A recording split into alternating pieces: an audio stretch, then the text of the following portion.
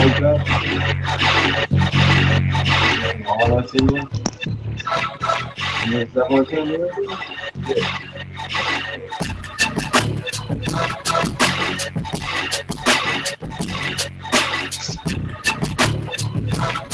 Yes. Welcome once again. Talk That Stuff. We're in the building. Sunday night. Power is on and Talk That Stuff as well. Ladies and gentlemen, welcome to Talk That Stuff number 55. Talk That Stuff number 55. Let's meet the panel. Let's meet the panel. 55, let's go. The Pen, I like to call him King of the Pen. Ladies and gentlemen, let's give it up for the multi-talented Mental the God. Peace. Y'all know what it is. Wild body mentality. Let's get it. No doubt. Up next, from Fayetteville, North Carolina, by way of Jersey, all you Rutgers in the building. Ladies and gentlemen, let's give it up for Big Stag. Peace. To his right. Right. From the DMV. Man, it's crazy with the bass lines, ladies and gentlemen. I can't keep up with him. We just found him. He's here and Talk That Stuff panel. Ladies and gentlemen, the multi-talented. Let's give it up for Black Man. Hello, good people. Hello. How's everyone? Ladies and gentlemen. From Jersey, by way of North Carolina. Ladies and gentlemen, let's give it up for Daddy Daycare, Dap Dunlap. Daddy Daycare. Yeah, what up? What up, Dad? What up? My body interest, yo. To his right, from the concrete jungle in Philly, ladies and gentlemen, this guy holds the world record for the oldest youngling bottle of beer ever. Yingling. Let's give it up for you, Pineapple. Shit. What's good? Yeah. Black and tan. Philly in the building, giggling all day. Ladies and gentlemen, making his first appearance on Talk That Stuff. Ladies and gentlemen, I'll let you introduce him. I'll let him introduce himself. What up, Beast?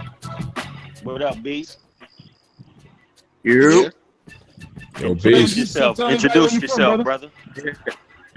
Man, my shit sounding like a transformer in this bitch, man. The sound quality crazy. Nah, you good? We hear You good, bro? You good? Oh, shit. Yeah, we can hear you, though. Ladies and gentlemen, that's Northeast Beast. Representing DC all the time, representing the Fair Self crew. That's Black Mavs, man. That's my man, you know what I mean? Northeast Beast, let's get it. Beast mentality. Beast going mental. Yo, that's right. Welcome, Northeast Beast, to Talk That Stuff. To his right, this fellow's a regular. We'll Talk That Stuff from Flint. Ladies and gentlemen, the multi-talented mix master himself. Ladies and gentlemen, let's welcome to Talk That Stuff, Mr. Wale. Oh, shouts out. That's To his right. To his right. This guy's been cheating at 2K. Mike Notes he in the has building. cheat the Game Genie or something. Ladies and gentlemen, from the West Coast, O-Town, indeed. King of the baseline when Kev Brown's not in the room. Ladies and gentlemen, OTO. What it do, man? This nigga said the Game Genie. And I am from Jersey. I am from Jersey by way of the insect capital of the world, Kiddo, Florida. Ladies and gentlemen, I am DJ WIDEBODY, and this is Talk That Stuff number 55. What are you gonna do? Auga. Hey, y'all, I gotta go on mute right quick. I'll be right back. All right. What's Hell going on? Yeah, we in here. What up, WIDEBODY? What up? Chilling, Speaking man. of niggas, where Jay Bishop? Yeah, right? Why would Jamie invite Jay? Nigga over there like 5 in the morning, but who cares? Fucking eating macaroni hot dogs and shit. You over there having some sushi and wasabi shit. Oh, that's hot dog. They probably sell shit like that. Fucking braised goat knuckles and shit. I remember some sake that Bachi had my wife on twist. Yeah, Shit was funny as shit. I used to go to Maine every year, and at the McDonald's they had like a lobster like fucking Big Mac or some shit. It was crazy. Oh shit, that shit was probably banging too. Man, shit. It's probably if you try to imitate some crab shit. What's going on, everybody? Welcome to another installment of Talk That Stuff, number 55. Man, we've been here doing this for a year and some change, man. I definitely want to thank everybody that's been, coming through and supporting, man. I really appreciate that, man. Definitely, man. You could be other places on Sunday, but you're right here with me, man. So thanks everybody, man. Also, let's welcome Northeast Beast to Talk That Stuff. What's good, man? Bravo, brother. All right. Hey, man. What's going on, bro? Yeah, hear a lot of good stuff from you, man. Definitely, man. Just want to say, man, man, good shit, man. So really lost of words, man, but definitely welcome to Talk That Stuff, man. Word up. I appreciate it. Definitely appreciate that. No doubt, man. The next time he had the crib by body, I'm gonna play Beast something from our joint. You know what I mean? I already told him he need to do a verse on the wide body mentality guy. Hell yeah, man. That's what's up, man. Oh, do it, man. sick in there. He probably be here like the next couple of days and shit. So Yep. yeah, By the way, Green Light just dropped Gadget and Mental to God. I played a couple of tracks off of that. Now, forget anybody, just let me know. I'll go ahead and find it. But we're gonna talk tonight on police brutality, man. I forget where I was at. Somebody basically was saying that police aren't bad. They don't. I was like, really? So I had my daughter compile me a lot of videos today off of YouTube. I'm gonna be playing them. It's gonna have the audio, and we're gonna talk about it. We're also gonna talk. People are gonna give their testimonials, and we're also gonna, somebody let everyone know how to act when the cops, when they pull you over and stuff to prevent. I mean, sometimes things are preventable, but sometimes things are not. Also, RIP to the HNIC Prodigy. He left this earth last week. We're gonna reflect on him. Prodigy was he was around for a long time. I was a big Mobb Deep fan, so I know we got stories. Celebrate his life like everyone else is. You know what I'm saying? Let's just pay our respects and everything. So that's basically it, man. And right now, what's going on? Before we go any further, I want to say, based off of what you said about the two topics, for the first one, like everybody that's listening that's not in our crew and don't know how we get down and don't know how we laugh and joke and all of that. Like when you hear us talk about shit, we being real, whether we joking or not, like, you know what I'm saying? But if you hear us talk about cops in a certain way, we're definitely not saying all cops. Just like you can't say all black people are a certain way or all white people. We talking about the ones that we're talking about, like the people that bring a negative light to everything, the people that take their power to abuse. So please don't come on the podcast later or in the comments or when you see it on YouTube and think that we talking about fuck all cops. Like we not. Like use your brains. You know what I'm saying? Like we all intelligent black men and whatever color you are. Like we all intelligent when you hear us talking. So we not shitting on everybody, but people who really know what it is know who we're talking about. You know what I'm saying? So that's what it is. No doubt. Yeah. Now, it's a balance, man. But I was watching a thread on Facebook. And you know how if you watch someone's video and you like zoom in, you can flick to the next video. Well, I don't know whose page it was on, but it just had a thread of like mad police brutality shit, man. Cops was pulling cats over, throwing them out the car, hooking them for no reason. I'm like, yo, how these people getting away with this shit, man? Also, the dude up in Minnesota, he got acquitted, man. Yeah. Man. We're talking, there's a problem in this country, man.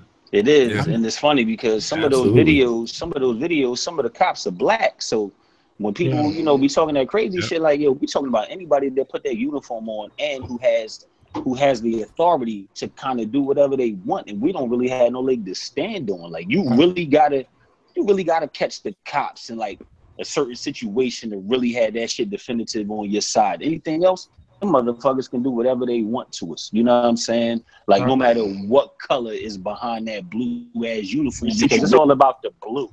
Right. See, here's the crazy part. My former life, man, I used to do police and fire testing and, a bunch of other employers too. But it's funny. There were some jurisdictions that didn't have mental health screenings for guys who don't carry a 16-shot Glock. Milwaukee didn't. I mean, that was an innovation in the mid 2000s to have mental screening for cops. Like, what? DC and Philly probably doesn't. You know what I'm saying? Like, you need to be mentally stable to carry a gun and have authority. I mean, So it's crazy. And on top of that, you need to have the proper amount of training. Like, yes, the amount of training that the cops go through doesn't even amount to the amount of training that regular college students go through. Like, we go through 4 years of school. Cops go through 6 months to maybe a year on some bullshit. I could do that myself at the gun range. You know. And here's the kicker, Menno. Now you say that, and very few of them, when I was out in that field, had any kind of cultural sensitivity training or how to deal with different groups of diversity. I mean, I teach the subject as a definitely sensitivity training. These cats don't understand culturally who they're dealing with, so they're policing areas they don't understand. I'm kind of beg to differ. I think they do. I think they just don't give a fuck because you don't live.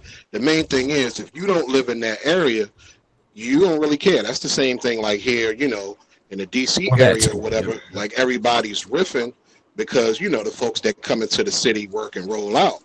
Most of the people that work in DC live in like Maryland, Virginia, or some shit like that. And shit, myself included. I don't give a fuck. But basically, it's like. I don't degrade the shit while I'm here. Whereas other folks, you know, they come and like get in it. Otherwise, they pissing on the city. Right. You know what I'm saying? But I'll still come here and spend some of my bread too, because that's what it's about.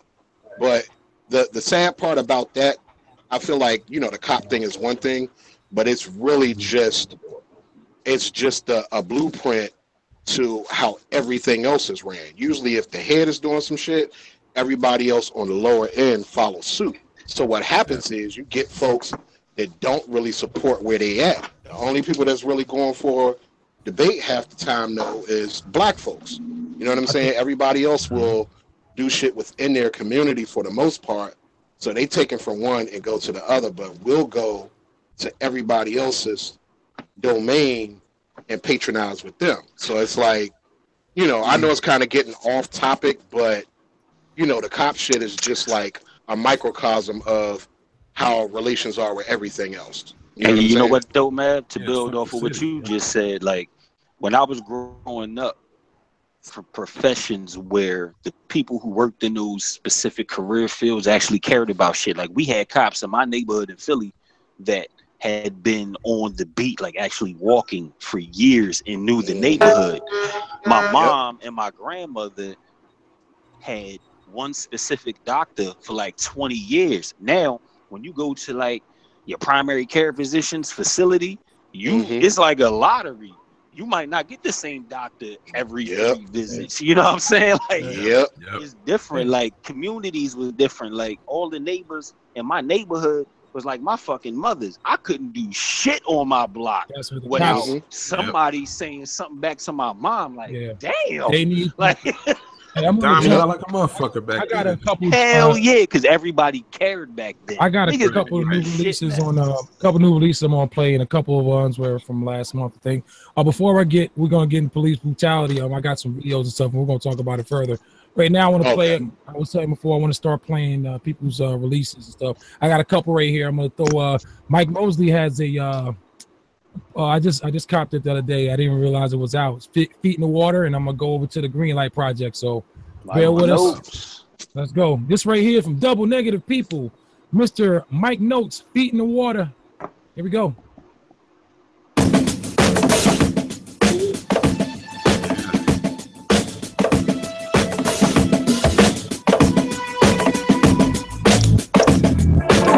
Drums, right?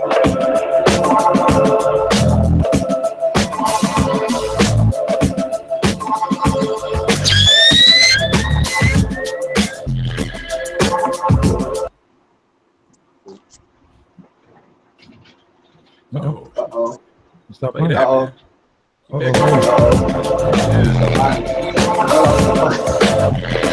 This is crazy.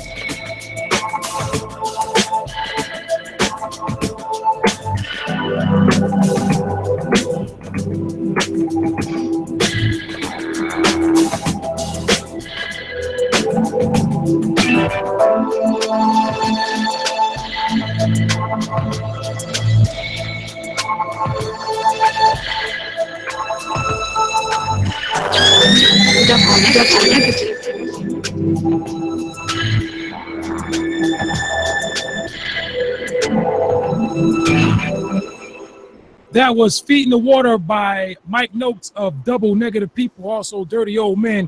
Ladies and gentlemen, check it out on Bandcamp. Mike Notes, that's MICNOTS from the D. Ladies and gentlemen, pick it up. It's only 99 cents. Word up. Dope. No doubt. Just did. Move. Cop that joint. No doubt.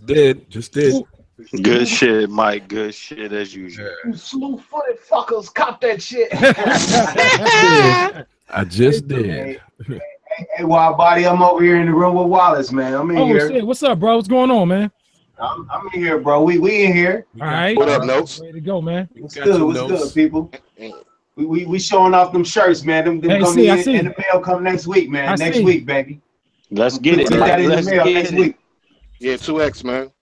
Make sure I got you. Yeah, make sure some slack in the gut area for me. You gotta be big, I need a big man size They call it a Chester draw pocket. Whoa, stats. All right, guys, moving on along. I'm a big man. This one dropped last Monday.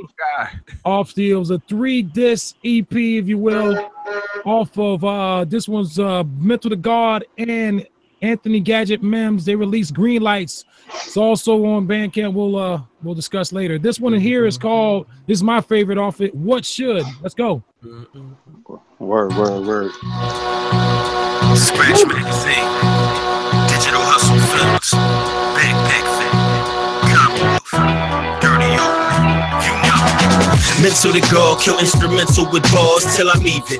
Dog, I'm always against the odds, no repeating. You never hear the same verse twice, so different beats. Shit, nigga, I'm nice. And for my squad, I stand by myself in the cypher and go hard. Cause we all got multiple seeds and work jobs. Trying to make ends meet without catching the charge. Cocking an eye or stuck with a 9 or looking off. You choose. Either way, we know the feeling to lose. So from here on out, winning is the only thing to do. And I ain't talking just me, I mean the whole crew. Because there ain't no Argentinian on the scene, you better move. When the guards coming through, in the name of the clan, I came to conquer, like white man on Indian land. Commonwealth fam, no cosigns, no sponsors. We need no assist, just fans give us a hand like rounds of applause. Gunshots in the crowd, somebody looking off. No, that's just mental, wildin' out with his paw. Heineken, but buying rounds for everybody at the bar. We might die today, so live like no tomorrow. Pick our seeds up from school, then we'll meet up at the mall. With the polo at, clear it out, window to the wall. You see us trying to live, my man. Coming fresh from the block where my niggas still pitching work. To a club full of chickens still never getting jerked. Cause all they get is long dick and they feeling served. Blaming on the summer, all winter I've been living skirts. In my zone singing Ray J, I hit it first. She went from a moan to, oh God, I'm about to squirt. You on the phone, bitch, and nigga, you should get a purse. I send her home in a minute, simping, no need to curse. But let's get back to this mission. Got no time for chasing chickens, cause we trying to chase this chicken. Send shorty to the store and tell a man to take position. If he feels some sort of way and wanna bring it to fruition, give me rounds of applause. Let's suck it down. Matter of fact, I can't a little witness since these other niggas tripping. I just fall back and hit them like rounds of applause. Gunshots in the crowd, somebody looking off. No, that's just mental. Wildin' out with this war. Heineken, but buy your rounds for everybody at the bar. We might die today, so live like no tomorrow. Pick our seeds up from school, then we meet up at the mall. Where that polo at? Clear it out, window to the wall. You see us trying to live, my man. Like rounds of applause, gunshots in the crowd, somebody looking off. No, that's just mental, wildin' out for this war. Heineken, but buy your rounds for everybody at the bar. Man, Digga Hurts hit me up like, yo, what the fuck? That was Mental to God, Green Light, Gadget, mixed down, mastered by, you know who, Mr. Wallace. Great job on that, Wallace, for real. Yeah, appreciate that, brother. It's an honor to work with y'all. Straight up. No doubt. It's an honor. Hey, you know I'm gonna hit you up, Wallace. Y'all dope, man. It ain't no thing. I'm glad people like the mix. Hell yeah. Yeah. Diddy, that's my favorite track. Snapping. And you can also pick that up on Bandcamp, Mental to God, Green Light, Scratch, Mag, Recordings, only $3.99. Go support that. You know, we got to support Gotta support the culture, man. That's straight fucking fire from the top to the bottom. Everything about that track, I love it, man. Man, appreciate that, y'all. We got a video coming for that. We got a video already for Cladworse, and we're gonna do a video for Desire. That's gonna be like that's actually gonna be like the shit where we gonna have people acting it out. Like I might actually get my ex-wife to be on some real domestic shit. Damn. You know what I'm saying? So yeah, you know what I mean? Like me and Gadget, man, we trying to do some shit out here, man. You know what I'm saying? Like I got my nigga Beast on deck. You know, I know he listening and he in here. Yes, so sir. you know, we about to do like that Griselda shit in DC, man. You know what I'm saying? Like I'm about to Conway this whole shit. So you know what I'm saying? Like Beast right there with me, Gadget, you know what I'm saying? Wild Body, man. Like we rocking, man, you know what I mean? Like we rocking right now, yo. Like let's get it. Hey, That's what's Mental. up. Hey, Mental. What up, Hey, RTO? What up, RTO? Hey, man, I mean this with all due respect. You are the shit, but you ain't shit at the same time. Look, the funny shit is, RTO gave me a crazy ass beat, and he the only person that has heard so far what I've done to it. He already gave me the approval. So when I look at RTO Mental shit drop, that shit gonna be crazy. Like, yo, I'm telling y'all, man, like it's work out here. I'm about to get it, and everybody that's with me is coming with me. So you know, if y'all rocking, let's rock, man. Like we out here. Yep. Wild Body Mentality and fucking Beast going Mental up next, man. So you know, that's it. On that note, R.I.P. to Prodigy. Everyone know it. Prodigy passed last week, age of 42. He was, for those of you that don't know him, man, something's going on. Well, you know, definitely was a blow, man. I loved Mobb Deep was one of my favorite rap groups, man. I've been, you know, so we must reflect on the man, you know, Prodigy. About him. What I liked about Prodigy is the whole thing with when Jay-Z tried to expose him with the ballerina suit on. He was like. He kind of took that on the chin, man, and he kept rolling. He even worked even harder, man. You know, there was some questionable stuff they threw out there, but overall, man, you know, Prodigy has a special place in my heart. You know, even when he was alive, you know, I'm just you know, that's the homie right there. I got some good Mobb Deep freaking trivia notes for y'all real quick. Like it's basically one big one, but a lot of people don't know. And hopefully a lot of y'all do know, but for people that's listening and watching, they're going to see the replay. Mobb Deep, before they were really like Mobb Deep as we know them with the infamous and, you know what I'm saying, stab your brain with your nose bone and all that shit Prodigy was talking, they had the song Hit It From the Back. I don't know if y'all remember that. Hit It From the Back, right? So 4th and Broadway. When Mobb Deep really got on, people don't know that Prodigy was producing before Havoc, and Havoc was rhyming before Prodigy. So they told each other, you know what I'm saying? So when Prodigy got nice as an MC on that first Infamous album, and everything he spit was retarded as hell, Havoc taught him how to rhyme, and all them crazy ass beats that Havoc did is because Prodigy taught him how to make beats. They just kind of switched positions. Havoc had a mind, like once he learned, he had a mind to kill beats, and then Prodigy was mad nice, and he always had that God body type shit or whatever, and he always dealt with sickle cell, so his rhymes are really deep that a lot of people didn't really hear. They just heard all the violent shit, but when you kind of weave between the lines, fucking Prodigy was one of the dopest, and Havoc is one of the illest on the beats, and they taught each other, and that's the crazy Mobb Deep shit. You know what I mean? That's crazy. That's that hip hop trivia shit. There's a lot of that in hip hop where the producer was really the MC and vice versa, right? It's crazy. Yep. Yeah, it's crazy. Like that too. I think his lyrical content I think it suffered a little bit. I'm not suffered, but I loved it back when he first started. He embodied that shit, man. Not saying that I didn't have any respect for his lyrics, you know, as of recent, but you know, all that murder music and the infamous, and it was crazy, man. But let's reflect on him. Anybody, you know, I don't know how many Mobb Deep heads are in here. You know, they was pretty. I didn't realize how much music. Huh? I like music. I don't care what it is. No doubt. I like it all, man. You gotta listen to everything. Mom was sick. Me too. It sounds good. It has an emotional to me, if it sound right, it sound right. It could be country, rock and roll. If it sound right, it sound right. A hit is a hit, and that's just my opinion on it. But shit, I'm from Wichita Lineman to legalize this shit. My shit broad, man. Collection wise. Tosh, baby. You know, I was speaking to somebody about lyrical content and, you know, these bars and shit, man. It's sad that people bars aren't the priority on the track, you know, these days, man. And now, you know, that's a damn shame, man, that bars aren't the priority on the track.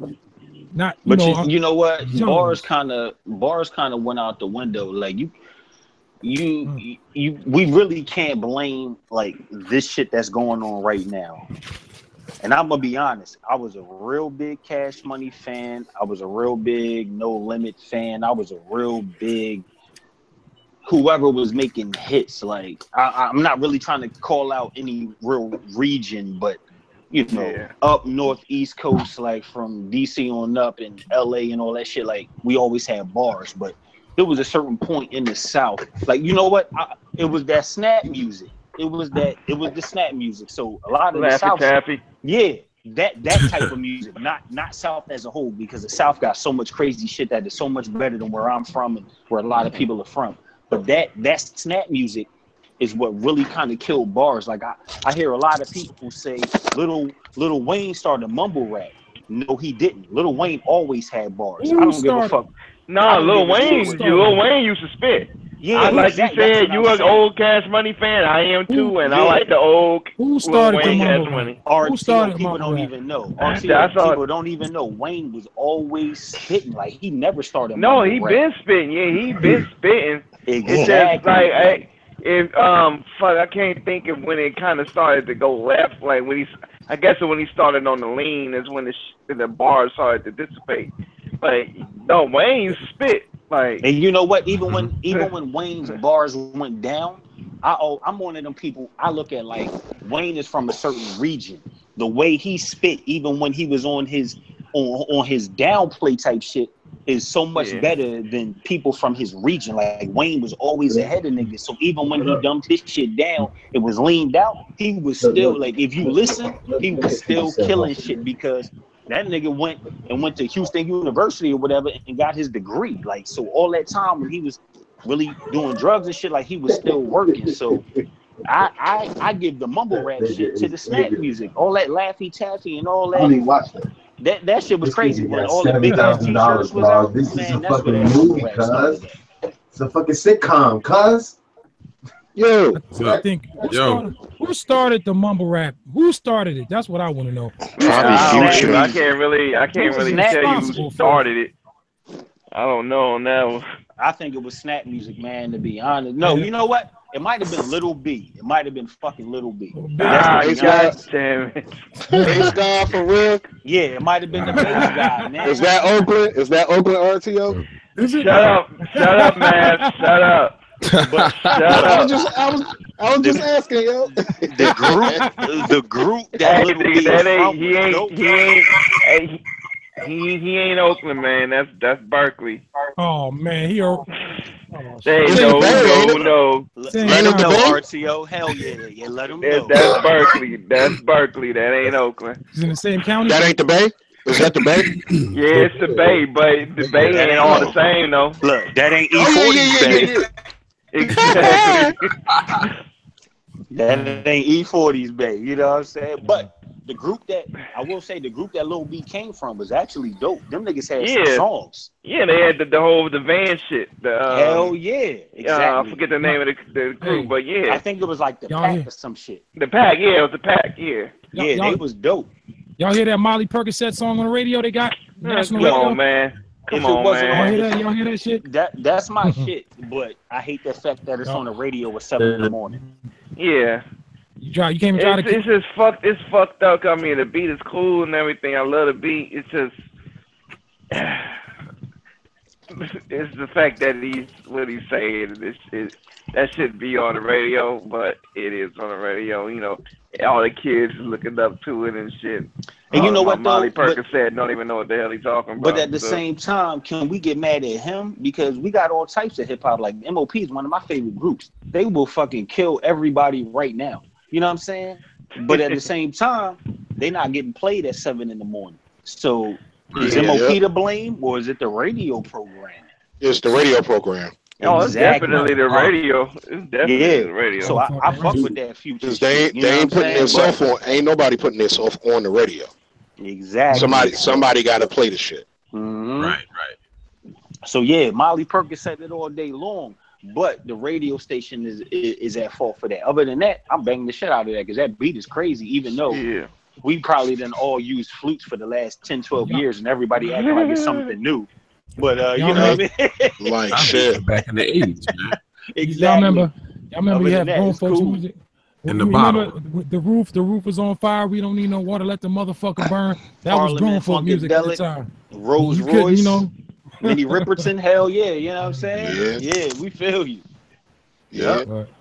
But now it's like, I don't know. Hey, I'm not hating. I like that Deck song, man. I think that should go hard, man.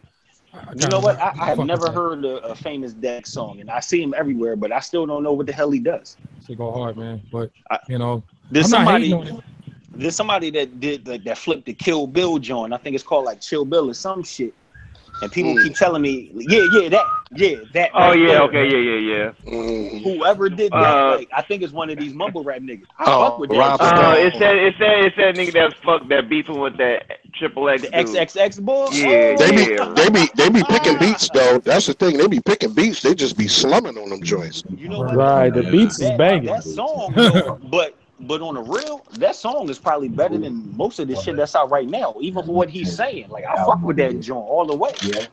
Yeah. No doubt. You know, you gotta kind of tap into like your young boy shit, because we was on some ignorant shit back then. It was just a different type of ignorant. Our ignorant was more sophisticated. It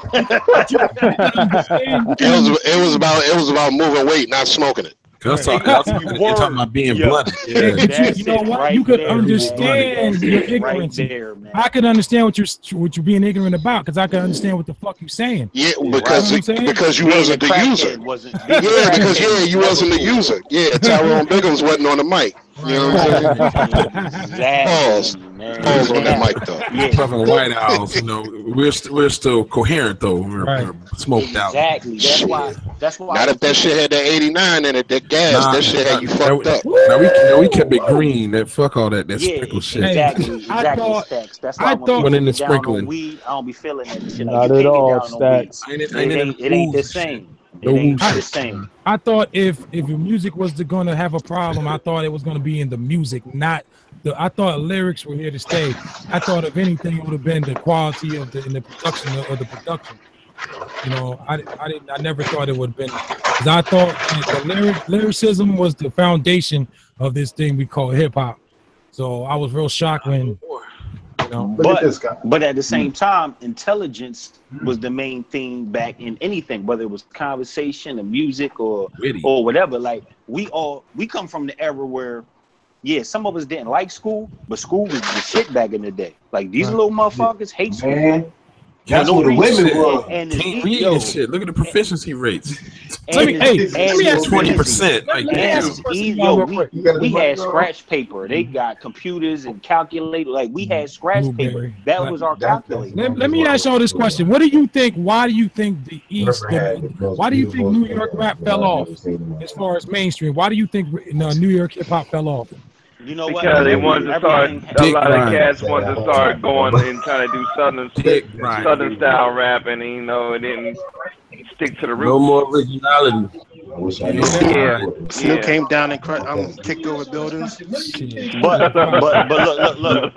But at the same time, you really have to say, why did everywhere fall off? Because there's only basically been two regions that's been killing the game. And that's the real West Coast and the real South. Midwest ain't been doing shit. Up Northeast ain't been doing shit. Boston motherfuckers ain't been doing shit. Like Boston shit never did that. Yeah, so it's only been the South and LA really that's really been killing the game Everywhere. Chi-Town ain't really been doing shit. Like, if you look at Chief Keef and all them niggas' numbers, it's all white people in the crowd. No disrespect to white people, of course, but the so-called Mike Morales, hold on. You got some feedback. Who was that in the background? Yeah, I'm trying to. I got it. Tell Northeast, yeah, because I it's not Northeast. Northeast, you got muted, bro, by mistake. Sorry about that. So, if you look at it, like, let's just take Chicago for example. Yeah, who calling? Who that? Yo, what up? Right. Who was that? Cortez, if you watching, man, you can't call me. Is that Cortez? Oh, that's Cortez. You always do that every week. I said you still got feedback coming from me? So if you you good. All right, cool. So if you look at Chicago, for example, just take the amount of bodies that get dropped in Chicago, take the amount of violence in the music that Chicago puts out. And I'm not talking Common, Kanye, BJ the Chicago Kid, and Chance and all that shit. I'm talking like the Chief Keef, the Fredo Santanas, the Lil Bibbies, the fucking 600 Breezes, all of them. G Herbo. Take them niggas and look at the music that they put out. But if you ever watch a clip on any social media or YouTube, the whole fucking crowd is white. There is no niggas. Oh yeah, no doubt. So no doubt. You know what I'm saying? Like, we're not supporting hip hop. That's old. We don't buy it.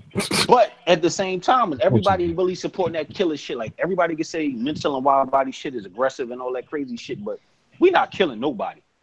We will fuck you up if you come to the party and want to start some shit, but we're not killing nobody. All that other killer shit is not really getting promoted by us. Like, we do all that killer shit in real life. The music isn't really paying off for anybody. Nobody's really listening to the killer shit no more, like real killer shit, because everybody been killing each other for so long. Like, it's we used to it. And it's over. What the problem is, this generation doesn't buy music anyway. This generation is really, they share everything. I mean, that's why the sales have been going down for 2 decades now. Right, and that's why. Yeah, people, they don't buy. And that's why when you hear like a Wild Body Mental track, like, I'm killing other rappers. Like, I don't really give a shit about y'all niggas on the street. Like, I done been there, I done done that. Like, I got a kid, I'm trying to keep him out of that shit. But I rhyme aggressive because of where I'm from. Y'all niggas rhyme aggressive because y'all don't got shit to do when you really killing niggas. Like, you know what I'm saying? Like, right. Your aggressive is a whole different league of our aggressive. Like, that shit is stupid. Pills, like, damn. It was lyricism, but no, but see, they're not into lyricism, and the other thing too, there's no homage to hip hop culture. It's not. It doesn't seem like there is a culture. It doesn't even exist, though, man. They act like it don't. Exactly. There is no culture. Man. They never lived like. I could kill somebody with a whole verse just naming old school rappers and weaving that shit into a story without cursing or anything. But everybody else is just selling weight and screwing chicks and, you know what I'm saying, killing everybody. And the thing is, that's not hip hop. I'm talking about just the art of it, just graffiti, dancing, listening to beats, you know, coming through the crib. Motherfuckers ain't got time for that shit nowadays. But I'm saying, but that's what gave respect to it. That it was a I mean, these young cats be like, oh, y'all niggas on that 1982 shit. No. But I'm saying, that. But I'm saying, they on that Miles type shit, and then emulate all the beats that we do. But I'm saying that's the problem. That's why I ain't mean to say that. but that's the problem. That's why there's no respect for it, because they don't live it. For them, I think hip hop is just a come up. It's not something they respect. No doubt. There's definitely a come up. We live this shit. They see it as a profit. Yeah, right. We lived it. Rapping is what you do, though. Right, and rap is what you do. Hip hop is what you live. Well said. The crib with the mixtape, you know, getting the haircut from your dude, working on the dance sets for the show, you know, pass around some smoke, talk shit. It was a lifestyle. Riding on the bus with the boombox and walking down the street. Nobody. That's why we're all producers and MCs. We're not rappers and beat makers. Yeah, we lived that. That was a daily. Hey, I gotta recognize something right quick. No pun intended. I've been trying to get this dude to come through for I don't know how long. Man, he finally came through. He finally came through, man. What's happening, record? I'm like a little proud parent right now, man. I've been trying to put everybody up. No, no, man, no, bro, no, do the beast, man, do the beast, and I've been like really trying to have cats listen to his music and stuff, cause he really out here putting in work. He another beat genius like all of us, so man. Who was it? I can't see my screen right now. Hey man, introduce yourself, brother. Hey, can y'all hear me? Yeah. All right, yeah, man. It's recognized, aka Reckless, aka Reckless, whichever y'all want to call me. Word, okay. Yeah, man. Coming from San Diego, California. You know, just trying to, you know, RTO, he been hitting me up for a good long time. I'll be like, I know I didn't get on there, but I'm always getting sidetracked. I work a lot, you know, do the family thing and stuff. So I finally, today I was just like, you know what? I'm gonna just do it. I just gotta do it. So I hit him up, like, hey, you know what's gotta happen? Cause I've seen some of y'all shows and everything. I'm just like, yeah, I gotta go ahead and be a part of that. That's hip hop right there. I want to be a part of anything that's good hip hop. And y'all seem just listening to y'all for the last 30 minutes. So I'm like, yeah, I like this already. This is it's real nice. It's real. I feel like another home, you know what I'm saying? Straight up brotherhood. Hold up, man. Welcome, brother. Yeah, this the family over here, man. Like, sir. Yeah, yo, dope shit too, man. This Black Mav, man. I'm still fucking with your project, man. I fucked around and did a little quick freestyle in the whip of the banging it. Yeah. I appreciate that. Yeah. I remember that. Yeah, I got on there. That was like that. Man, you could have let just so you know, man. You could have let that shit go for more than 10, man, and the money would have been earned, man. That's a tight ass project, yo. Wow. Oh man, 37 joints. Yes. Yeah. Yeah. I was like, he's spazzed. I was like, yeah. I saw the shit. I heard track 2. I was like, oh, I pressed motherfucking buy button so fucking quick. Forgot to put my PayPal info in. You know, people for my card and shit. People keep telling me, they've been telling me, saying like, man, 37 tracks and you just let that go? Like what? Yeah. I'm like, you know what, man? You know, I didn't do it for no money. I just wanted to get my music out there. It had been a while. I was just like, you know, I just want to do this for the people who truly do follow me and, you know, respect what I do and appreciate what I do. And, you know, I wanted to show my appreciation back. So I was just like, not even that, y'all need to go through his Bandcamp, man. That shit. Yes, sir. I felt like I was locking in the game. This shit was like knowledge Bandcamp. Straight up, I appreciate it, man. Appreciate it. That's good. Man. That's what's up, man. We'll check you out, man. I can go ahead and check you out, man. Well, pleasure to have you, man. Another San Diego. Yeah, man. I appreciate y'all, man. Love what y'all do. So, man, I just, you know, yeah, want to be a part of that, man. So, no doubt. Man. Who's your top 5 producers, man? Oh man, shit. Dylon. Top 5. I mean, right now. All time. Dang, it's too many top 5. So it's like more than 5. It's kind of hard to. Gotcha. 5 that stand out to you. 5 that stand out. That's kind of that's really kind of got me where I am. Actually, I'll say my bro Chris Price. You guys might have heard. If you haven't, go check out the Trusted Sounds stuff. It's me and my homie Chris Price. We did a little 2 collab beat tapes, and we did some other stuff. We grew up together. We play music together. Both play guitar and drums in the band and stuff. So you know, but Chris Price, he's a come up. I'll connect y'all with him, get y'all on some of his stuff. All right. Other than that, shoot, off top, Madlib, J Dilla. It's another cat out of Brooklyn. He's actually, I think he's Asian. This dude named Cloud. I don't know if y'all heard of him. He's real underground, but look, if you can look him up, I think his website be like Cloud Instrumentals. He really low key, but he just has a style about him that's just really gritty and heavy. And it's just very if you know you like of course if you like good beats you go to this he's a jaw dropper for real. So I think that's what that's for. One more. Cool. Just I'd say one more. I could say off top would be dang, there's so many. Dang, It's too many. I'll go with Risen. I'll go with Risen for now. You know, you can ask me tomorrow. It might be a whole different list, so I'll just go with that for now. Yeah. Cool. That's what's up, man. What is your weapon of choice, man? What you use? Oh, shoot. Mainly, I use Reason. Okay. That's one of my favorite programs when I'm doing like bigger projects, like stuff that I want to be more complete. I use Reason. Okay. My favorite thing is my MPC 2000. Okay. Which that's just my favorite to just chop on, and then I have my SP303, which is what basically taught me how to use the MPC 2000 because I started off on the SP303 when I moved to the whole beat machine thing. So I basically taught myself how to use that. That made it easier for me to pick up the MPC, very quickly once I got that. So, hey, that's that's the main three things.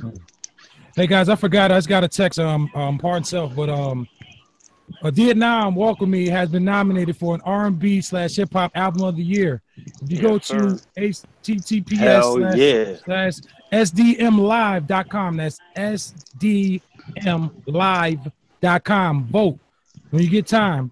Already voted. And please don't forget to vote for Uncle P for the promoter of the year. Next, the next vote twice. Vote 10 times. No doubt. I'll put that in the chat as well. You guys in the chat. Like 2 days ago. Now, Walk With Me. Dope ass single, man. It's definitely congratulations to y'all too, Mike Wallace. Congratulations, man. No. Hey, can I just say this real quick about that? We had, go ahead, brother. Had no idea. Wow. We had no idea. It just kind of came up. Mike ran across it. Ain't nobody contacted us or nothing. It just kind of happened. Wow. So yeah, I seen Hippie put it up the other day, like a day or two ago. Yeah. So that's when I voted and shit. So yeah, that shit dope, man. Hey, man, see that's definitely. I'm just glad to be affiliated with. You know what I mean? Like that shit crazy. Them niggas nice as shit. Wow. No doubt. Shit, that's remember, I'm gonna put it in the chat, or if somebody and they cool people outside. Nice some real hip hop to get some shine after this doodle shit. Real. That's what let me that's what's wrong with the culture though, man. I love it. That's what's wrong with the culture. Like no one supports like nobody, man. Garbage, man. They push garbage down. Like it's not even it's not ignorant shit. They love it. Gotta start somewhere though. No doubt.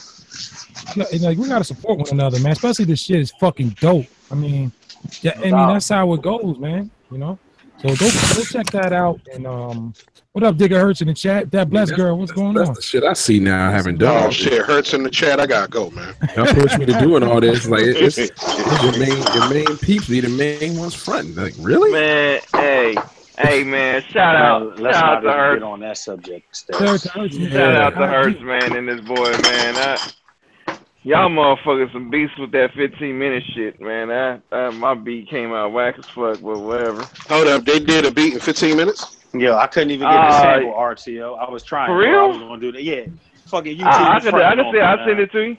I'll send it to you. Let me do that. Word again. Send me that shit, man. I try to do that shit. Send me that shit.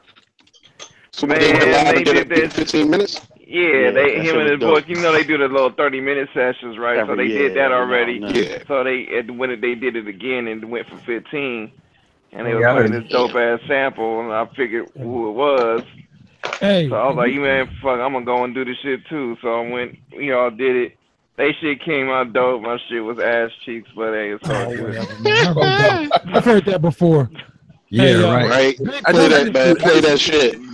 The punk of the year award goes to Meek Mill for 20 goons trying to jump Safari, and they didn't even jump right. That's some punk ass shit. So man. look. I gotta speak on that. So sissy ass shit. Well, look, without saying no names, that's the same dude who snuffed Beanie Siegel and knocked him out. Right. Yep. Safari weigh about 175 pounds. He weighed about as much as I do. I just talk. press more than that motherfucker. When you look at the video, I'm like, yo, I will fuck that big nigga up right now. You know what I'm saying? Like, bro. But so everybody in that whole video takes a loss because the niggas who tried to jump him take a loss because not doing shit and he ran away. And then he takes a loss because when he turned around to see that it was only this clown ass big dude and this little homeboy, he should have squared up 2-on-1. You got real good eyes of knocking one of them dudes out. You know what I'm saying? Like, come on, bro. Like, I'm not Superman. Like, look, R.I.P. Prodigy. I'm not super nigga. I'm a little skinny motherfucker. It's all about who get who first. Like,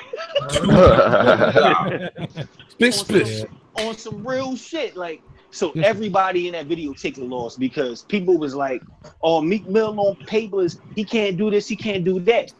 Okay, if he's on papers, he shouldn't have none of his niggas jump nobody. He should tell everybody chill because you're gonna get me caught up. And if you real about your shit, if me and all of my niggas is so-called felons, I'ma handle all my business because I don't want none of my dudes to get locked up for my dumb ass shit, especially when I'ma just going to fight somebody. If it ain't no guns involved, nigga, I'm gonna beat your ass by myself. Like, we're talking about a guy who feel punk ass shit. Nigga. We're talking about a guy that put his own slip down the stairs. He put that shit online. We're talking about that guy.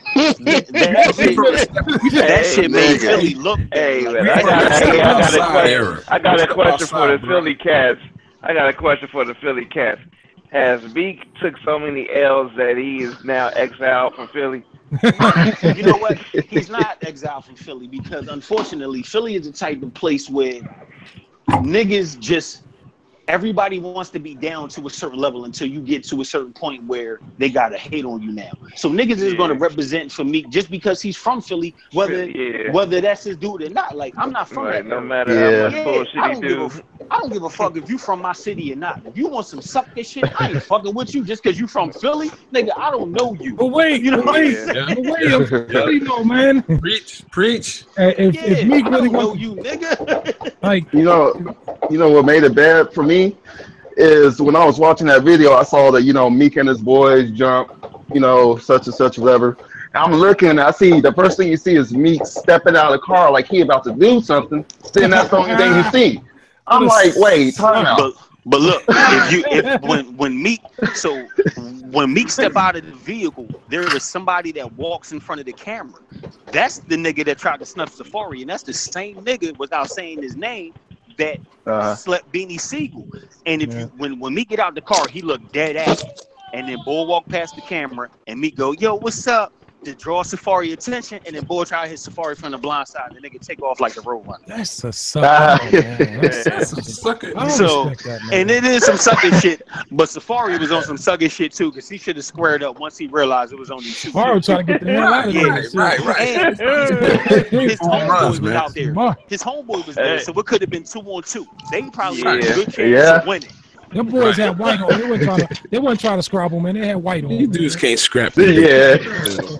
He darted. Bro, this nigga's had on cookout white leather.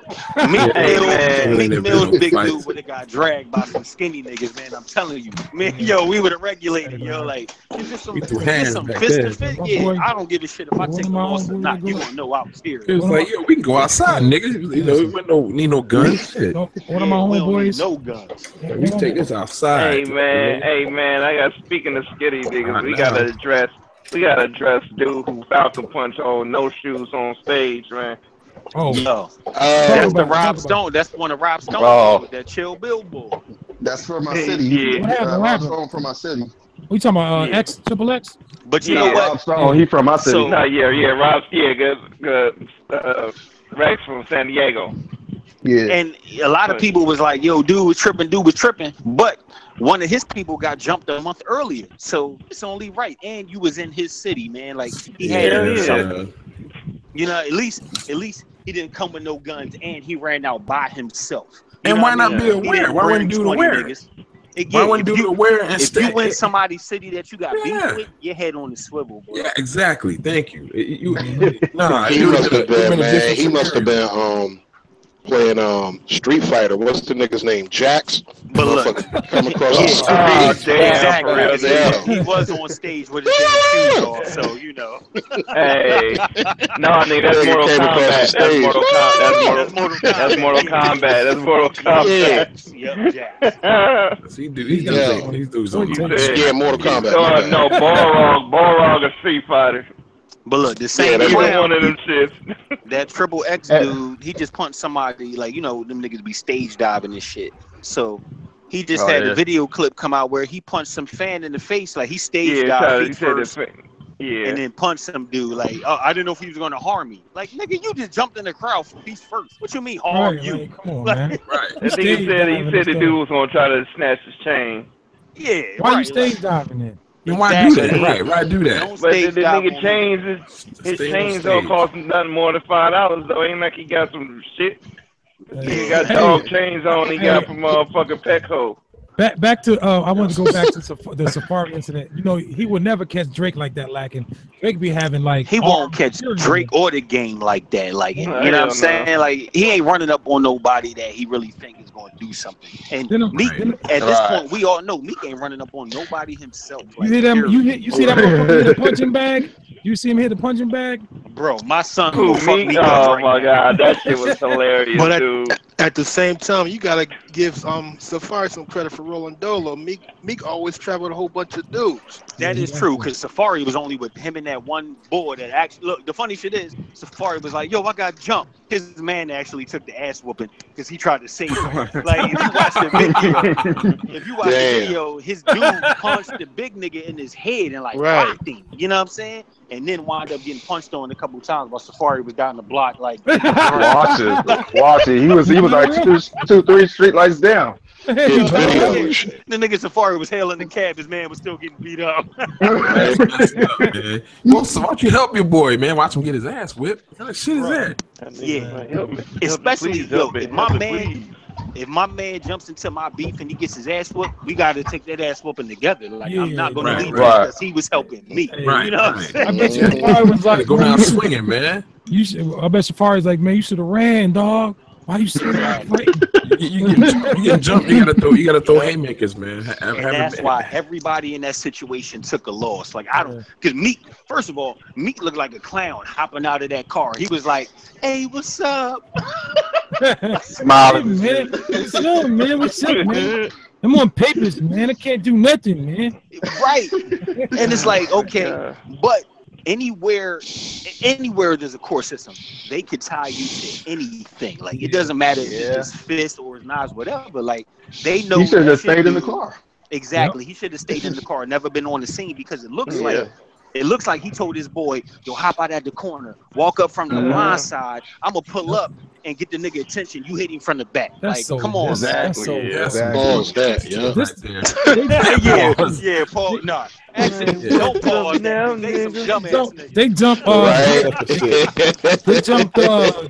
Drake Ghost Rider too, like that. Quentin Miller. Exactly. I forgot about that. And that's some beef when I stepped to their face directly. And it's the same dude who knocked out Beanie Siegel. So how many times you gonna let the same big nigga that's mad recognizable keep knocking people out until all y'all get arrested? But that shit gonna come around. Hey, you know what? I bet your boy. Him too. Hey, then we need to start. I bet you that Big Bolo. We need to start fucking with Big Bolo like that. Yeah, somebody he gonna meet his match. He gonna meet one of them. He gonna meet Greg the Barber and shit like shit. The knuckle game is on point. Yeah, Suge Knight. Greg the Barber. Everybody meet their barber sooner or later. Yeah, Greg the Barber, right. The funny shit is that same big dude got beat up about 3 months ago. No, matter of fact, got beat up right before Beanie Siegel got knocked out by a dude that was like 5 feet tall, man. The big nigga got his head knocked off by a little nigga. I sworn I heard about that. Yo, everybody in Philly knew about that shit, man. And then, you know, he fucking knocked Beanie Siegel out. But it's like, all right, Beanie Siegel got shot. I think half of his kidneys gone. Like he only got like one lung. Like come on, man. Come on, man. You want to mess with old one, man? You don't win no points for that shit. Exactly. Maybe a few years back, it would be a different story. You could knock out Safari. You know what I'm saying? Like you could knock out Safari, man. Like come on, bro. Safari no killer, man. Nah. Yeah. And on the real, it looked like Safari looked like he might fuck somebody up. You know what I'm saying? Like on some real shit. Like if it come down to it, Safari might be able to throw hands. He might, but he wasn't trying to throw hands that night. I feel him like. But you know what though? You already got blindsided, so he had on all white. He wasn't trying to get dirty. No. So here's my thing. when he first ran, he gets a pass because he got hit from the back, so he didn't know who was jumping him. But when he turned around and seen it was only the big dude and his homeboy, he should have squared up. He seen his man coming, but when you first get hit, you got to kind of dip and, you know what I'm saying, get your bearings. But once you realize, oh, what's only this nigga? Now we got to go at it. And you lay down, you pause, you lay out the big dude, and the other dude, you take his go heart, for him first. Punch the right motherfucker, right? You hit the right see that motherfucker, big everybody dude else stand slow down. as shit. I don't mean to catch you the first time, so you got it. I don't mean to be like TMZ, but is Nasty Nas knocking down Minaj? I hope that's what I'm hearing. I don't know. You know what? I doubt it though, because she do a lot of shit for publicity. Yeah, I'm like, whatever. He probably trying to keep up. He probably got him a taste though. They said Nas was they ran a trizzy on Keys. Her and Khalees. She got the fake cakes. Her and Khalees, when they was together, ran a trizzy on Alicia. Hey, you know what? Probably not, man. You know what I'm saying? Like, it's certain man, things. My soul won't let me think that happened. even though Quiet as Kept, Alicia did wreck the home though. See, people forget. I know she did. Yes, she did. They already had problems. They had problems before. They had problems. Yeah. That's true. When you get the official separation, they were still title, married. It's all fair game. Yeah. It don't matter. Weren't they still married though? Yeah. Separation they were is still a different married. thing. They were still married, but they weren't together. So legal separation is a whole Okay. different document. Yeah, that's true. That's true. I thought they were still together, married. He just kind of. No. I heard they was. Yeah, they were married, but they weren't together. So it's like in Virginia, if you want to get a divorce, right? In Virginia, you have to be legally separated for a year and prove it by having separate, addresses and shit. separate addresses. So, Right. and then, like, first of all, when you get to that, I'm trying to get a divorce, you already know what it is. Like, I don't need another year to think about this shit, motherfucker. Like, this is why we here. I'm trying to get out of this shit right now. You know? Yeah. So, in that type of situation, when you got that legal separation, it's all fair game. I don't give a fuck what the other person do. You know what I'm saying? No matter what sex it is, like, we legally separated. I'm good. You know? I don't want to get married. I'm tagging everything. When I went to get married, they had all these pamphlets on, the downstream effect of getting divorced and stuff and shit. Like, hell yeah, brainwashing. You know what? It's like this, man. If you're not happy, I was telling somebody, your happiness is priceless, man. And you want to be happy with your significant other, but guess what? Why life is too short to be unhappy to make someone else happy. Like, what the, you know what I mean? Yep. Happiness is priceless. So if you're not happy with that, your other one, the significant other, you might have grown out each other. Your happiness is what you should be striving for. Period. Nothing else. No doubt, and that's why happiness don't come in color. Like, I don't give a fuck what nobody say. I don't give a shit about interracial relationships. Black bitches get on my nerves. White bitches get on my nerves. Indian chicks probably would get on my nerves. Let them know. Yeah, you gotta be real sometimes. Like, happiness don't come in a fucking color. I don't give a shit what you look like. If you make that person happy, shut the fuck up. You know? That sounds like a sound bite. You ain't lying. Man, Wallace look like he over at Paisley Park, man. All them goddamn keyboards over there. Damn. Looking like Matt Fink and shit. All right. What's his name? What's the name? That's what's up. Doctor shit. Doctor. Yeah. Right. Hey, so we gonna touch on a little sports today. Oh yeah, listen, you started up, RTO. Talk about that draft. That's what I was trying to get to. Nothing. Hey, RTO, we gotta touch stuff. That's what I was trying. Man, shut up, man. Touch me. Lakers going to the playoffs. I'm gonna pull up the picks. I'll read the picks out real quick. So since we went there, I gotta bring up motherfucking LeVar Ball ass. Oh god, man. It's not. It ain't even about what he did. It's just what he said when Lonzo got drafted. So, what he said? Here we go. He was like, the dude was like, when he said that, I'm trying to bring both my sons in next 2 years or whatever. And the dude was like, how you gonna do that? And he was like, ball control. I was dying. Yo. That shit was funny as hell. I was fucking dying. Like, this the way the nigga said it, though. Hey, if I was the way he said it and a smile on his face. Check this out. What y'all think about this? If I was the Lakers, the first thing I would do is give Ball a job in the organization and make him sign a contract and gag order his ass right now. That's what I mean, it's not like there's any more damage that he can do. He can't like do anything that's harmful. Yeah, he's just getting started. I mean, his son is already drafted. I mean, no. Consider this. Consider, okay, it's January. Lonzo playing 24, 25 minutes a game.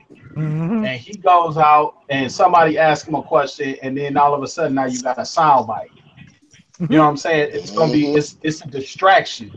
Yep. It's just like that's true. It's just like D'Angelo Russell was taking pictures of Nick Young talking about the bars. D'Angelo Russell couldn't stay there. As a leader, his credibility was gone. It was over. It's over. And once you lose that credibility, you can't get it back. So, you know what I'm saying? He's like, somebody really needs to have a conversation with him. Like, okay, you know, you got to where we are. Now you have to shut the fuck up. And you know what? And his father said that his son is going to be what leads them back to the playoffs like this season. If they don't make the playoffs this season, they are going to get roasted on the internet. I was laughing. I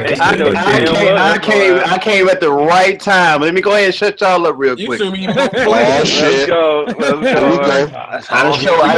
I just showed up at the right time. But you know what? Peep this. I want y'all to all think about this. People said the same shit about Richard Williams and his daughters. Look at his daughters right now. It's a different time. He was. No. I don't think he was as boisterous as Lonzo. Let me explain this. Let me explain this. As long as you get, it's like this. How many ball players, except for probably Dale Curry, maybe the exception, who has you look at every superstar. You look at every star playing, whether it be LeBron, KD, whoever. They don't have a father. They don't have a father who's the mouthpiece or the focal point to guide them. So anytime you got a black man who is boisterous, that go for. I don't care if he's a father. You look at people like Chad Johnson. You look at people like T.O. Anytime you're in sports, they want their black athletes and their black people in sports to be docile and don't say shit and don't be boisterous. That's why you don't have a Steve. That's why you don't have a Steve Francis. That's why you I completely disagree. I completely disagree. If he wants to come out and say and encourage his young men to speak about political issues or speak about issues that's germane to the community, this, that, and the third, economics, whatever. However he wants to do it is fine. But it comes across as arrogance in the way in which he's doing it. He's saying, I'm better than Jordan. You know what I'm saying? I mean, come on, dog. But a lot believe in your young men. It's great that you believe in your guys and your kids. That's fantastic. It's understandable. But still, humility is still the order of the day. Humility is overrated at times. I'm gonna tell you why it is. Dues. He ain't paid any dues yet. We understand that, but a lot of cats that came into the league without paying dues and have been given the golden ticket. But the thing about it is, to the bigger point of all this is, the way people feel about Lonzo Ball is personal. Personally, I don't know Lonzo Ball. I don't know LeVar Ball. But here's the thing: if I got a son that's good, I'm gonna sing my son praises. You know, even because that somehow might motivate. I'm not raising him to be mediocre. That's what you're saying. But I'm saying this to say this. We need more LeVar Ball. Pause.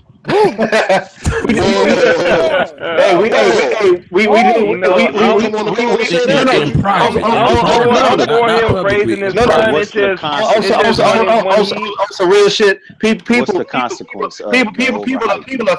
are feeling offended by this man. Like if this was Archie Manning, motherfuckers wouldn't be saying nothing. But and even black people falling. I'm not offended either. But when you look at social media and you look at all of the propaganda machines, whether it be ESPN, Fox Sports, that's the one thing they got to hang their hat on. The fact that this guy, he's boisterous. He's okay. I'll give you the floor. How many black fathers have played in the NBA and their sons have played in the NBA that didn't make any noise and their sons were still good?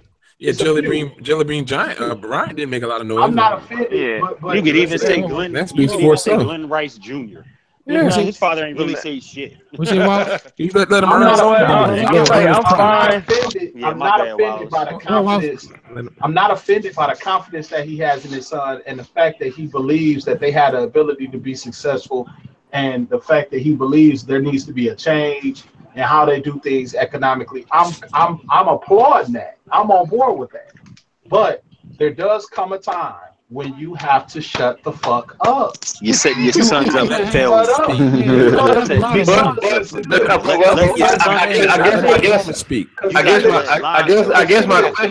guess consider this. What he has done, his son is not cut like that. His son is not cut like that.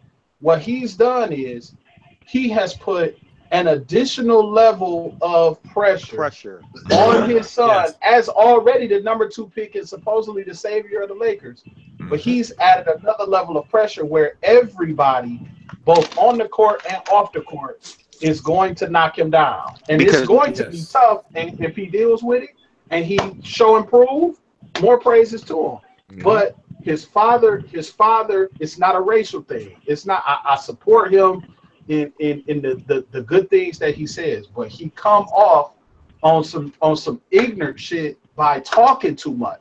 It's not about you. He made it about him. It's not about him. His son got to earn his bones by his performance in a complex. Here you go, Wallace. To build off of Wallace just said, how many quotables do we know of Lonzo Ball versus how many quotables do we know of his nut-ass father? Got to play the ball. The guy that does the playing, not his father. You don't play his son. Yeah, like you gotta let your son speak for himself. You do. I think it's going to turn out it's going to be a situation where he's just going to talk so much that nobody going to give a fuck. It's like, nah, whatever, nigga, shut up. And at the end of the day, you got to let him do him, because that's what got his son this far. He going to keep doing him. The more people, what's funny to me is for somebody to say, well, he needed to shut the fuck up. Hey, dude, he been opening his mouth for how many years he been in existence, so it ain't gonna stop because he has. No, it's not. And his son got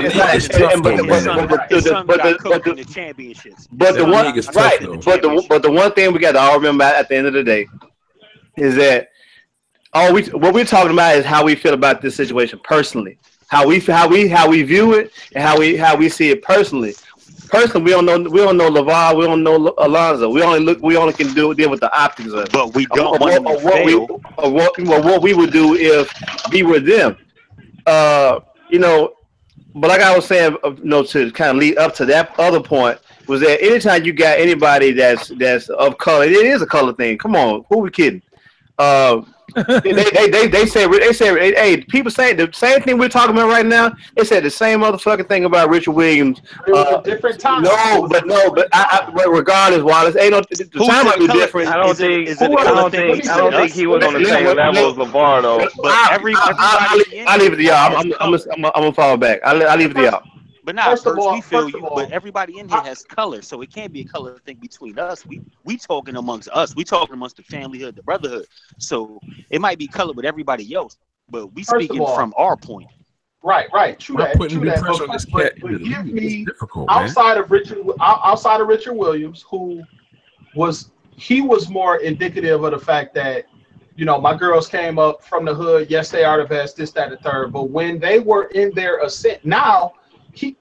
He doesn't have to say anything. They've proven that. They speak for themselves. That's true. Give me another example. Give me another example of a family member of a celebrity who has went out of his way to ostracize other people who have made gains in the field that their child or their associate is in an effort to make their child or associate look good. Give me an example of that. And look, the thing that I think about that it is how y'all feel. My bad, RTO, but how y'all feel about Josh Jackson? I think Josh Jackson was a much better player than Lonzo Ball. If Josh Jackson had the same father as Lonzo Ball, I probably wouldn't give a fuck because I think Josh Jackson is a much better player, and I have more confidence in him showing and proving outside of what his father says than Lonzo. I think Lonzo's skill level isn't going to match up to what his father is saying. He ain't gonna be able to get Josh shot Jackson, off, man. yeah. Mental. I know Josh Jackson's mother. I have met her. Yeah. You said they was humble, right? Beautiful woman. You know, at the time I met her, this dude was on every mock draft as being the #1 pick above Lonzo Ball. And I said something to her, like, you know, I saw that he was ranked #1 right now. She was like, well, you know, we'll see what happens, this, that, and the third. Because that humility is important. When you on that stage, that humility is so important. Exactly. And I think that LeVar, much power to him in terms of him trying to do the things that he's doing. But chill out. Let your son do. This is your son's moment. It's not about you. I think the thing with LeVar that gets everyone pissed off, it's not just about him praising his son, because that's fine. It's a dumb shit that he say. It's nigga, I'm better than Jordan and whoopty whoop. The stupid shit that talking makes no down sense. on people. Yeah, that's the issue. That attention seeking. He could say all the praises he want. He could do like Williams' father did, because he didn't say no stupid shit. He just praised his children. So if LeVar just did that, he could say, yeah, my son will bring the Lakers to the playoffs, but we know they ain't gonna happen. But I don't have no problem with him saying that, because he ain't gonna say, no, they ain't gonna do nothing, man. It's gonna take him like 5 years before he do something. And he'll say that. So I mean, if you ever see them in a whole family interview, his father, the father is the only one. He's the focal point. The rest of the kids look miserable. Let me ask this. Spotlight from his son. You being a Laker fan, do you like the pickup? Do you like the fact that y'all drafted him, or you wanted somebody else? I would. Oh my bad. I can talk now. Thank God. Thank God. Do I like to pick? I like to pick. You know, for what it's worth, I like to pick. Y'all can continue to talk. Man, mute nigga. I'm about to mute myself because I just want to get those little few words there. I'm gonna go back on mute. I'm about to go delete my comments off your IG live. They already gone. Look, that IG live shit don't be playing, man. They take your shit away quick. But go ahead, man. Nah, we respect you, Hurst. Go ahead, man. Say that. Nah, y'all good. I'm done, man. But my out to the bigger point. What I'm talking about is, well, I know we're talking amongst others, and it's people gonna be watching this playback that who ain't black, who do need to get to understand that people who pay black people large amounts of money to be athletes want them to be the people that don't speak out against shit or to be like, as long as you can keep them docile and keep them quiet and things like that. Not even way be like, you think about most of the stars who came up a while, like me, let's say me, Mav, a lot of us on the panel coming up, like you had Iverson, you had Marbury, you had people like I say AI, Marbury, Francis. Then you on the football side, anybody who has like an ego or who's kind of boisterous or whatever, those people don't last long, and it goes to the point where Wallace was talking about earlier, humility, because they don't want a boisterous Negro. I disagree with that. I agree with that. They don't, because look at they don't like a brash and cocky and arrogant black person. That's almost like that's a cutthroat. That's cutthroat right there. A lot of them already feel.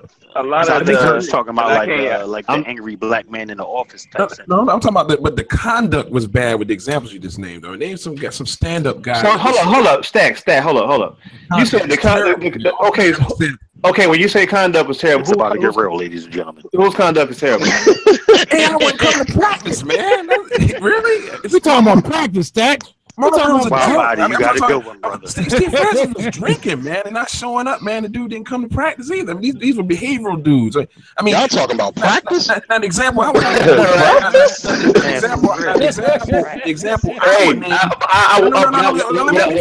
me finish. They're good examples like a Rasheed Wallace or Kevin Garnett who did speak out, but they did their fucking job. That's different. You can't be a badass and not do your job. Oh, but they're picking on me. No, the dude didn't come to practice, man. Man, you know what? Stacks, that's funny, man, because I be telling look. You gotta do right, man. I Niggas tell always my trying son that shit. Hey, how many years later we still talk about practice? Look, do right, man. Now, if you doing right, it's different. That's funny. Speaking of, how did he do today with the big three? I couldn't when that shit comes on tomorrow on TV. Who? Ice Cube? Oh, Ice Cube joint. Yeah, because Iverson played. It is June they 20th. played today. Yeah, that shit today and shit. You know what? Victim and do wrong, man. I think they're coming out your way, RTO. I think they got a game out your way. Well, I know today was in New York today. Yeah, it was in New York today. Yeah, I think it'll be on TV tomorrow. But it's supposed to be on what is it? FS1 or some shit like that? It's on FS1. Yeah. But look, real quick, just to get back to 8 Eastern. Just to get back to the main point real quick, like it's something like I be telling my son all the time. Like when it comes to school, right?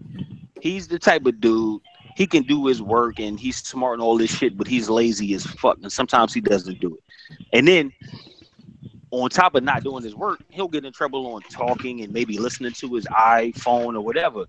I'll be trying to tell this nut ass nigga, if you do your work, look, if you do your work and then get in trouble for like talking to your friends, I'm gonna have more leg to stand on when your teacher come to me and say, "Oh, Ari's talking in the class," because the first thing I'm gonna say is his work done? If your shit is thorough, yeah. And like this applies to life, like work, like real work and all of that, relationships. If your shit is thorough, there is less shit that people can come at you to bitch about because you have a leg to stand on any facet of life. Like, get the fuck out of here because I'm thorough in this aspect. So what you're talking about really doesn't amount to anything. Like, you know what I'm saying? Like, yeah, exactly. That was my beef with those three dudes. Those weren't good examples. They didn't do right. We can't play victim and do wrong. Well, usually you're supposed to let the person finish what they were saying before you can come to that conclusion. Let me finish that up.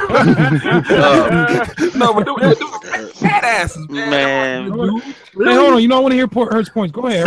No, fuck it. Y'all continue on, man. Continue on, man. Let's go to the next topic. I ain't got to talk about it. Go ahead, man. Hey, all right. Let's go to the next topic, man. How your Buccaneers doing? How your Buccaneers doing, Hurt? Week about this. You said what I mean? You happy over there, man? You got your boy, the Bucks. You got your boy. I can't think his name. Played for Washington from LA. What about him? Wideout. I'm just saying, how you feeling over there? You good over there? What you pick? That y'all picked them up. Talking about the draft. No, I'm talking about football. I'm talking about the Buccaneers. Who we pick up? Y'all got fucking God damn it, what's his name? He played for Philly and went to Washington. The wideout. I'm talking about from LA. The Deshaun Jackson. Deshaun. That's for real? Whoa, hold up, for real? Whoa. Yeah. Man, I didn't know that. That ain't shit, man. No comment, because he another one of those people Stacks talking about, so I don't got nothing. You know, Stacks are like more than everybody. You pick the three worst behavioral ball players. You ain't name like Garnett or guys that. Well, okay. I'm about to mute myself. Hey, since you brought it up, let me finish my thought process on that. What I'm saying is the fact that those guys did show up. So you just said something about those guys didn't show up. It's not like you gave these guys $100 million like you did Kwame Brown, and the motherfucker can't get you 2 rebounds. These dudes came in and handled their business, but from some other reason they couldn't you know, they didn't placate to the owner's liking or whatever the case may be. There's a lot of people who got bad behavior, but a camera, you only got so many cameras that can point in the direction of so many dudes who, you know, saying who are, like you said, have behavioral problems. It's not making an excuse for it. It's just the reality of it. Like any motherfucker who get paid that much money got an ego attached to him. I don't give a fuck if you're making $100K or you're making $100 million. It's gonna be the same attitude. You got money, you gonna have ego. Even though nigga on the end of the bench got an ego. Matter of fact, the dude at the end of the bench making $250,000 a year got the worst attitude of all the motherfuckers. Hey, we were just watching the Bad Boys joint, and I forgot who was it who didn't like fucking someone didn't like Isaiah or whatever, and he was a bench. He's like, you know, we got a problem, right? And he's like, hey man, it's him over there. He pointing at Isaiah. Yo, NHL 17 is the shit. Side note. Damn, who was his fucking name? I forget his name, but yeah. Yo. Yeah, motherfuckers don't have egos, man. But let me stop, man, because you know I look at everybody dog pile on LeVar Ball, and you know, like you said, a lot of it is for personal effects. It's for the show. It ain't that he believes some of this shit he's saying. It's for the show. But in my mind, I think he's accomplished what he set out to do, and he's still got more to go. Like there's no doubt that his kids are talented as hell. But guess what? He need to get them. The difference between him running his mouth and not running his mouth is if he wasn't running his mouth, Lonzo Ball might have been pick 24 instead of pick number 2. We don't know. We probably wouldn't know about him like that. Exactly. So all he did was acting in the interest of him being a PR machine for his own family. Pretty much publicist, yeah. Exactly. Yeah. So that's how I look at it. I don't look at it as him having so much belief in his kid that he's that much better. He's just doing that to get that spotlight shine on his kid, so that way it'll get him the exposure to certain avenues that he otherwise wouldn't get. He didn't even have to hire a person to do all that shit for Lonzo because he was that dude. I got a question for y'all. Oh my God. Yeah, I got a question since I just been sitting here listening the whole time. Killing these. You guys, my bad. I'm playing video games right now. Hold on, let me mute myself.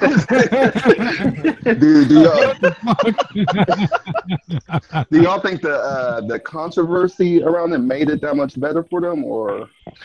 I think because there's more controversy to for the father, it made things better for their situation as a whole, as for the family. But as far as Lonzo is concerned, it's going to make him. I wouldn't even say pressure. It's going to make him work harder than he normally would have had to work because his dad is projecting him in such a light. You know what I'm saying? He's going to have to. It was just like that for LeBron. When LeBron came to the league, I agree with that. Everybody and Charles Barkley famously said, "We giving this dude too much credit. He ain't even came in the league. He ain't even proved himself." And what happened? The first game, LeBron scored 20-something points, and and he kept doing it. So now the attention came off him. Like, well, he showed himself approved, so we can't really say this about him no more, or say that about him anymore. So now the game got to do so now Lonzo's game got to do the talking for him. Like he don't talk enough. He don't talk anyway, but his game got to back up everything that his pop said about him. And that was my point. Like he might set him up for failure. I'm not even a ball player, dude. And my pops heard me flip a fucking goddamn Steely Dan sample one time, and he tell people like, man, my son bad on making these beats, man. He can remix, man. Mary Had a Little Lamb. You wouldn't even recognize this shit. Right. That's my pop. That's how he is. That's how he is about his kids. When he proud of him, when he believe in what you're doing, he amplifies that shit. That's my dad all day. So I guess I kind of identify. Although I'm not a Alonzo Ball by no stretch of the imagination, but hey, your dad ain't gonna get hit. Make a sneak and call him the air hurts. Man, shit. Yeah, he might. My pops is an opportunist, brother. Hey, it'd be called the air mundane. Air mundane. There you go. Hey, my dad. He's a proud dude, but he probably don't even like LeVar Ball. But he the same way though, you know what I'm saying? So his kids, he's like that about his children. And I agree with Mental said. There's a such thing as being, you know, proud of your children, but sometimes your talking can be to their detriment if they're not built to, you know, persevere, so to speak. Yeah. That's what I'm worried about. You know what? Okay, so alright, so to move past that part, how you think y'all gonna play him? What's the game plan for him? Well, for Luke Walton, he got a page out of Golden State book. Although we don't have the shooters that Golden State have, I think we're gonna be fine. I do think we're gonna get back to the playoffs this year because somebody gonna fall off. If Gordon Hayward goes to Utah, definitely. If Hayward gone, Utah falling, they fuck off. Yeah, because if Gordon Hayward goes to Boston and play with his old coach, man, we're definitely a 6, 7, or 8 seed, no doubt. If Lonzo can stay healthy or whatnot, and if these other pieces that during the summer, if we can acquire those pieces that we need, like Paul George or whoever the case, whoever, we'll be fine. We'll make the playoffs this year. I'll be happy to see that. Because truth be told, man, D'Angelo Russell, he just wasn't cutting it, man. Like I watched this dude at Ohio State, and I saw how good he was, but there'll be some days for the Lakers, man. He would act like he's never played basketball in his life. Yeah.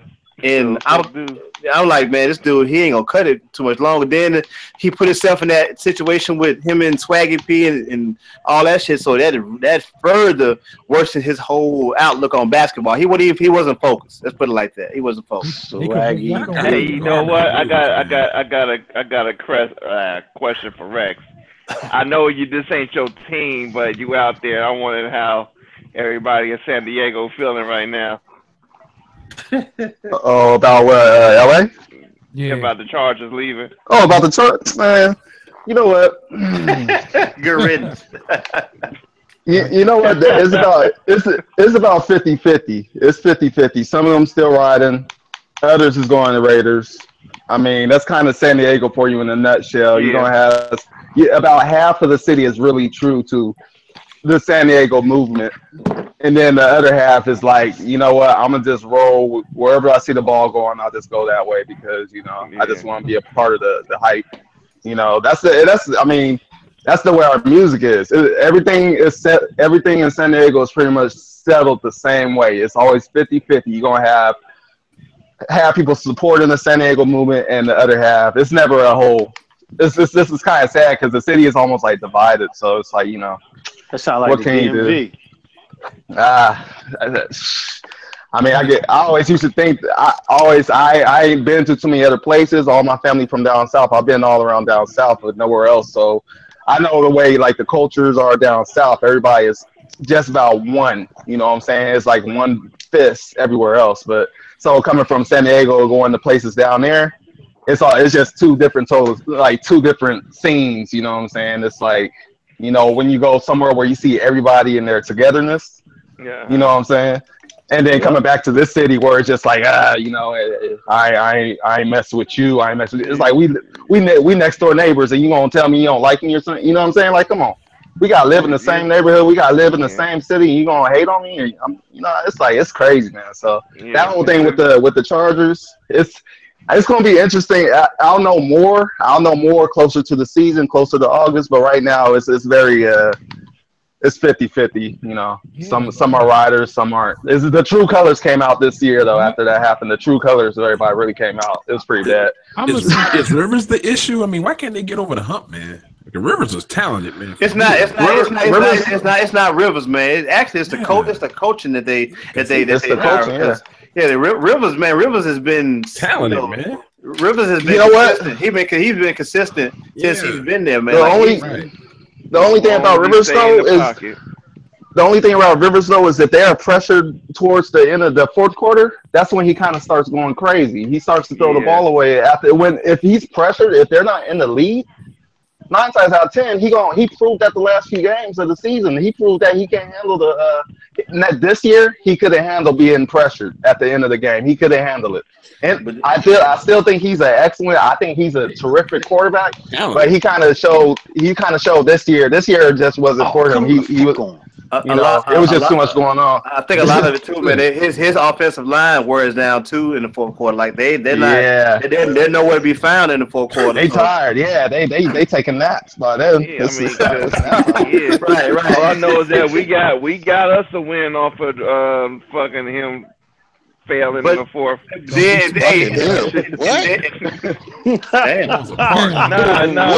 played. Got a win off fucking him. I was to say Drew Brees and Phillip Rip. We played them. I forget what game it was, but we played them. It was like close to the end of the season. Your punctuation, man. We played him, and he fell like a motherfucker in the fourth quarter. They done fucked your point up, man. Hey, Artel, you down with the NO, man? That's your squad? No, I'm the Raiders, dude. Oh, Raiders. Okay. My question is, I'm Saints. These Saints. Oh, Saints. There's teams that's been in and out of LA for decades now.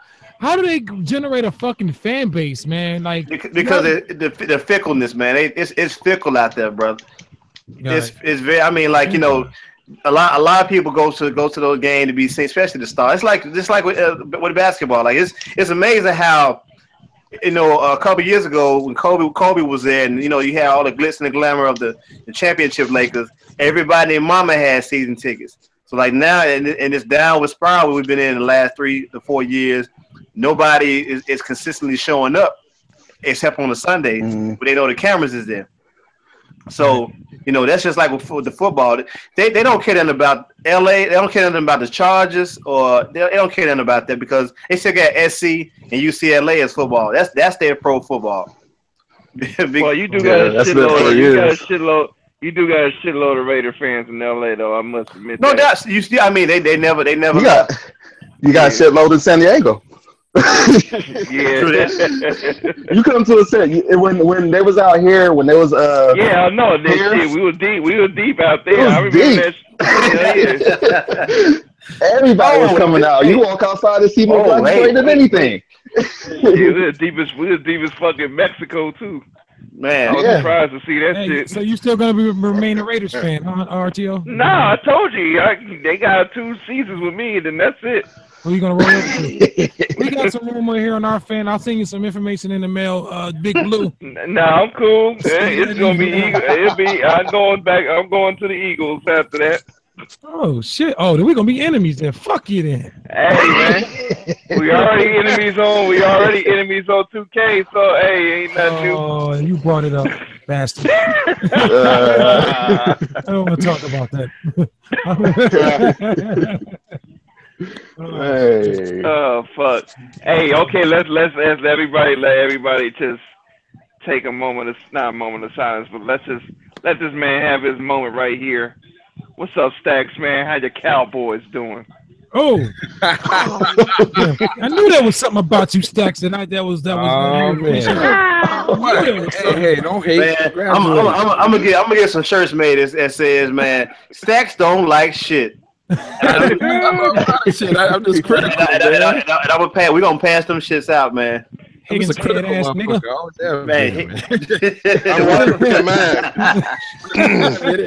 I'll admit it. I own it. Hey, Stacks, when's your birthday? I'm my own squad. I ain't want to sign Tony Romo long term. I criticize that shit. Stacks. I give Stacks props though. He ain't your average Cowboy fan. He an old school fan, so I criticize that. Hey, Stacks, when's your birthday, brother? Oh, I'm in October, man. October what? Oh, I'm 21st. Libra, man. This nigga. I saw he like first day Scorpio. Scared. Hey, Hurts. Libra, right at the end. Oh, hey, Hurts. Okay, right at the end. Okay. Yeah. Do we still fuck with or not? Not. What's up with that? October 2. Yeah. I'm September, man. But I'm a social. I'm an equal opportunity social. I criticize everything and shit. So my own team, right? Oh yeah, myself. Criticize. All right, so I gotta give a man some background. Stacks don't like shit. I do like shit. You like shit? Like shit. You like shit. Man. the hell? What's going on? No, hold on. I know why about doing. Why about you not right, bro? I ain't even watched it, man. But Hey, look at Stacks though. Stacks grooving like shit, yeah. Stacks Diddy bopping like shit. Go to the motherfucking dancery. That could be he'll be at the dancery like shit. That's some amber steam. It's called a little ugly bitch. Think she the ish. It's my thing. What? Yeah. She lives about an hour and about 45 minutes from Memphis, man. Oh, you talking about Higgins Head? Yeah, Higgins Head. Higgins Head. Oh, that's what y'all was watching? That's what WIDEBODY was, man. WIDEBODY said it a little more like a parrot. Man, that shit killed me, yo. Going to hell, man. I needed a defibrillator after that shit. The grassroots points to you, Hurts. You the grassroots of all this, brother. Funny as hell. No, sir. I will not take it.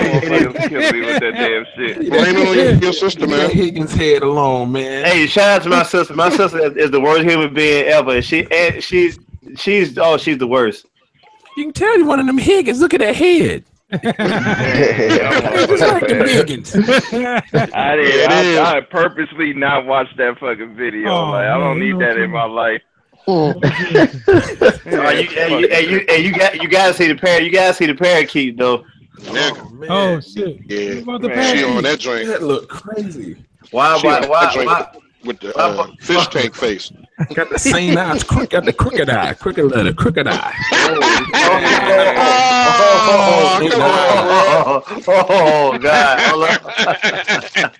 He got that motherfucking crooked eye. Yeah, got long ass shit. Man, I'm fucked up, man. He call it St. Eyes, bro.